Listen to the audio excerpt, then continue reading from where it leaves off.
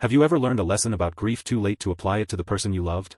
My grandfather passed away last month. It was not unexpected. He was old, his health was failing, and the doctors had prepared us. Even still, the reality hit hard. I thought I was prepared for it. I wasn't. After the funeral, I had to go through his things. It was a task I volunteered for. Other family members were too upset to deal with it. I felt numb more than anything. Sorting through his belongings felt strange. I was touching objects he had used every day. I found old photographs. I found tools he had used for decades. I even found a small box of letters tied with a ribbon. I recognized my grandmother's handwriting on the envelopes. She passed away years before him. I put the letters aside. I wanted to read them later. The task took several days. I found myself thinking about him a lot. I remembered specific moments from my childhood. I recalled times he had offered advice. I thought about his gruff demeanor. I also remembered his rare smiles. I considered the lessons he had taught me. These lessons were not through words. They were through his actions. He showed me the value of hard work. He demonstrated the importance of responsibility. He exemplified how to persevere through adversity. We had a complicated relationship, my grandfather and I. He was a man of few words, a product of a generation that valued stoicism above all else. Showing emotion was considered a weakness, and sentimentality was for fools. He was a hard-working man. He built his own house. He provided for his family through decades of tough times. I respected him for that. I admired his resilience. But he was also distant. He rarely told me he loved me. He wasn't one for hugs or words of encouragement. His way of showing affection was through acts of service. He fixed my bike when I was a kid. He helped me with my math homework, even though he clearly struggled with it himself. He always made sure I had enough to eat when I visited. I knew he cared, but it wasn't always obvious. I felt like I had to guess what he was feeling. I wished he was more open with his emotions. I sometimes wondered if he even liked me. He never criticized me directly. I never heard him yell. Still, I always felt like I was failing to meet some unspoken expectation. This made it hard to connect with him. I tried to talk to him about it once. I told him that I wished he would say how he felt. He didn't really say anything back. He just looked at me with a blank expression. I felt stupid for even bringing it up. After that, I stopped trying to get him to change. I decided that it was just his personality. I still wanted more from him, though. I wanted him to be a different kind of person. As I grew older, I started to resent his lack of emotional expression. I wanted him to tell me he was proud of me. I wanted him to acknowledge my accomplishments. I wanted a grandfather who was warm and affectionate, like the ones I saw in movies. I pushed him away, creating distance between us. I saw his silence as indifference. I went away to college, and I visited less and less. I made excuses. I was busy with school. I had plans with friends. The truth was I didn't want to deal with the awkward silences and the feeling that I was somehow disappointing him. I realize now that those were all excuses. I was just being selfish. I think about that a lot now. I think about all the times I could have visited. I could have called. I could have sent a card. I could have done something to show him that I cared. I did not do any of those things. I let my own discomfort and selfishness get in the way. I regret that more than I can say. I just kept telling myself that I would have time later. There would be opportunities to reconnect. There would be chances to make things right. I was wrong. I got a call from my mother. She told me he was not doing well. She said the doctors did not expect him to live much longer. She urged me to come home. I knew I had to go. I could not avoid it any longer. I booked a flight for the next day. I packed a bag and tried to prepare myself for what I would see. I knew it would be difficult. I did not know how difficult. When I heard he was sick, I felt a pang of guilt. I knew I should visit him, but I hesitated. I didn't know what to say. I didn't want to face the reality of his mortality. I finally forced myself to go a few weeks before he died. He was frail and weak, lying in a hospital bed. He looked smaller than I remembered. I sat by his side, holding his hand. We didn't say much. We just sat in silence, the only sound the beeping of the machines that were keeping him alive. I tried to start conversations, but they felt forced and unnatural. I asked him about his childhood. I asked him about his work. He answered in short, clipped sentences. He seemed tired. Each word appeared to take a great effort. I felt selfish for even asking him questions. He needed to rest. I needed to respect that. I decided to just sit there and be present with him. I thought about all the times he had been there for me. He drove me to soccer practice when my parents worked late. He helped me with my math homework even though he said he never understood it. He always made time for me. I began to feel guilty. I should have visited him more often. I always had an excuse. I was too busy with school. I was too busy with work. I was too busy with my friends. Now it might be too late. I wondered if he knew how much I appreciated him. I hoped he did. Eventually, I ran out of things to say. The silence stretched between us, thick and heavy. I wanted to tell him how much he meant to me. I wanted to apologize for not being a better grandson. But the words wouldn't come. They were stuck in my throat, lodged there by years of unspoken emotions. As I was leaving, he squeezed my hand. He looked at me, his eyes filled with a sadness I had never seen before. He whispered, "I'm proud of you." That was it. Just 4 words. But they were enough to break the dam that had been holding back my emotions for so long. I nodded, unable to speak. I turned and walked toward the door. I did not want him to see me cry. I knew he was weak, and I did not want to upset him. I appreciated his words. I needed to hear them. I had waited a long time to hear them. They meant more to me than he would ever know. I walked out of the room and down the hall. I tried to hold myself together until I reached the elevator.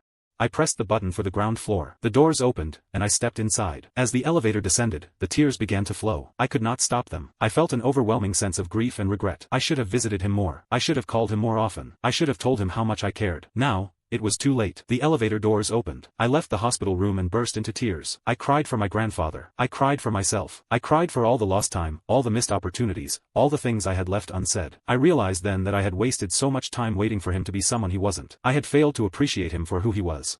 I left the hospital room and burst into tears. I cried for my grandfather. I cried for myself. I cried for all the lost time, all the missed opportunities, all the things I had left unsaid. I realized then that I had wasted so much time waiting for him to be someone he wasn't. I had failed to appreciate him for who he was. He passed away a few weeks later. At the funeral, my dad told me something I'll never forget. He said, "Your grandfather loved you very much. He just didn't know how to show it." That hit me hard. It made me realize that I had been so focused on what I wasn't getting that I had completely missed what he was giving. I thought about those words a lot in the days that followed. I considered our relationship. I thought about all the times I felt he was being critical or distant. I remembered specific instances when I felt hurt by his actions. Then I started to see it differently. I remembered the times he showed up to my baseball games. I remembered the way he always made sure I had what I needed for school. I remembered the small, quiet gestures that I had dismissed as insignificant. I began to understand that his way of showing love was different than what I expected. It was a tough pill to swallow. I had to accept that my image of him wasn't entirely accurate. I had built this version of him in my head. I focused on the negatives. I let my own insecurities and expectations cloud my judgment. I recognized that he had his own struggles. I realized he probably carried burdens I knew nothing about. I understood he did the best he could with what he had. My grandfather's death taught me a valuable lesson about grief. It taught me that grief is not just about sadness. It's about regret. It's about the things we wish we had said, the things we wish we had done, the things we can never take back. It's about the realization that we are all flawed, and we all make mistakes. But here's the thing, I also have a brother. He has always been the golden child. He is the one who excelled in school, the one who got the good job, the one who always seemed to do everything right. My grandfather always seemed to favor him. He would brag about my brother's accomplishments to his friends. He would always ask about my brother when we spoke on the phone. I think my grandfather did love me. I just think he admired my brother more. It felt like I was disappointing him. I never did as well in school. I struggled to find a career path. I always felt like I was letting him down. He never said that, of course. He was always supportive. But I could always sense his disappointment. Maybe I am projecting my own insecurities onto him. Maybe he loved us both equally. It just felt different. Now that he is gone, I can never ask him. I can only guess at what he truly felt. I should have talked to him about it when he was alive. Now it is too late. I used to be jealous of my brother. I felt like I was always living in his shadow. I felt like I could never measure up to his success. I resented the fact that my grandfather seemed to love him more than he loved me. I know it sounds childish, but it's true. After my grandfather's death, I started to think about my relationship with my brother. I realized that I had been so focused on my own insecurities that I had failed to appreciate him for who he was. He is a good person. He is kind, compassionate, and generous. He has always been there for me, even when I didn't deserve it. I regretted how I had acted in the past. I know I had not been a good brother. I often dismissed his interests as silly. I frequently made jokes at his expense. I never really listened when he talked about his problems. I was too wrapped up in myself to care. I thought about all the times he had needed me, and I had not been there. I felt ashamed of my behavior. I wanted to change, but I did not know how. I needed to find a way to show him that I cared. I began small. I sent him a text message, simply asking how he was doing. He replied quickly, and we had a short conversation. It was nothing special, but it was a start. I resolved to keep trying. I looked for opportunities to connect with him. I knew that I could not undo the past, but I could shape the future. I wanted to build a stronger relationship with my brother. I hoped that he was willing to give me a second chance. I decided to make an effort to be a better brother. I started calling him more often. I started asking him about his life. I started telling him how proud I was of him. I tried to be more supportive of his goals and dreams. It wasn't easy. We had years of distance and resentment to overcome.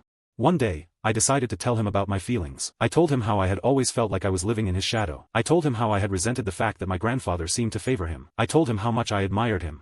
I was nervous when I started talking. I had rehearsed what I wanted to say in my head a million times. It still felt jumbled coming out. I worried about how he would react. I know I probably sounded angry. I did not mean to sound that way. It was just that so many feelings were built up inside me. I had held them in for so long. I needed him to understand. I needed to be honest with him. I watched him as I spoke. I tried to gauge his reaction. He seemed surprised. He seemed thoughtful. He did not seem angry. That was a relief. I felt a little lighter after I said what I needed to say. A weight was lifted from my shoulders. I did not expect him to understand right away. I hoped he would at least try. I wanted us to be closer. He listened patiently, without interrupting. When I was finished, he looked at me, his eyes filled with compassion. He said, "I never knew you felt that way." He told me that he had always looked up to me. He said that he admired my creativity and my passion. He told me that he was proud to be my brother. We talked for hours that night, sharing our feelings and our fears. We laughed. We cried. We forgave each other. It was the most honest and meaningful conversation we had ever had. Since then, our relationship has improved dramatically. We are closer than we have ever been. We support each other. We encourage each other. We love each other. The experience forced me to think about my other relationships. I realized I had been neglecting some friendships. I had also been holding onto some petty grudges against family members. I decided to make a change. I began reaching out to people I had lost touch with. I apologized for my past behavior. I tried to be more present and supportive in their lives. It wasn't always easy. Some people were resistant to my efforts. Some people didn't want to forgive me. Some people had moved on. Despite that, I persisted. I focused on the relationships that I could repair. I made an effort to be a better friend, a better sibling, and a better daughter. I learned that forgiveness is a process. It takes time. It takes effort. It takes willingness. I learned a valuable lesson from my grandfather's death. I learned that it's never too late to mend fences. It's never too late to forgive. It's never too late to tell the people you love how much they mean to you. I wish I had learned that lesson sooner, before it was too late to apply it to my grandfather. But I'm grateful that I learned it at all. Now, I make a conscious effort to appreciate the people in my life. I tell them I love them. I show them I care. I try to be present and engaged in their lives. I don't want to have any regrets when they're gone. I do not want to repeat the mistakes I made with my grandfather.